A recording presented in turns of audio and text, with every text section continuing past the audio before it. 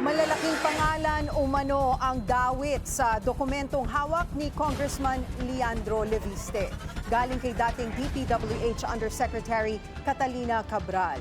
Handa rin daw siyang ilabas ito. Narito ang Agenda Weekend Report ni Joan Manalo.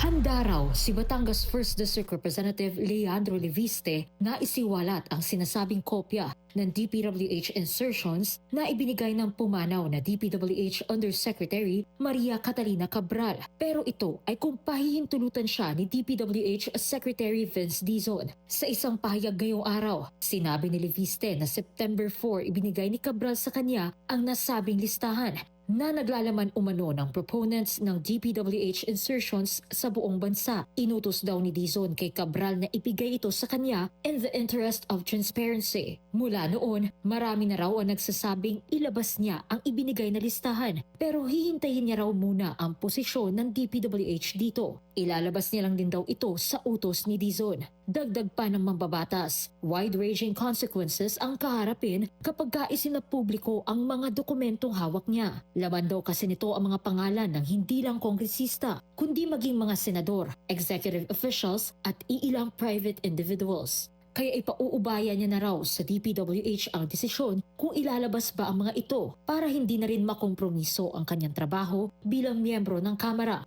Nauna na raw na ipinakita ni Leviste sa Independent Commission for Infrastructure at Office of the Ombudsman ang mga nasabing dokumento. Makatutulong naman daw ito sa kasalukuyang investigasyon ayon sa dalawang institusyon. Ang push for transparency naman anya ni Dizon ang naging dahilan kung bakit napasa kamay ni Leviste ang mga dokumento. Ayon mismo sa mambabatas. Sa huling monitoring, wala pang pahayag si Secretary Dizon tungkol dito. Para sa Agenda, Joan Manalo, Billionario News Channel.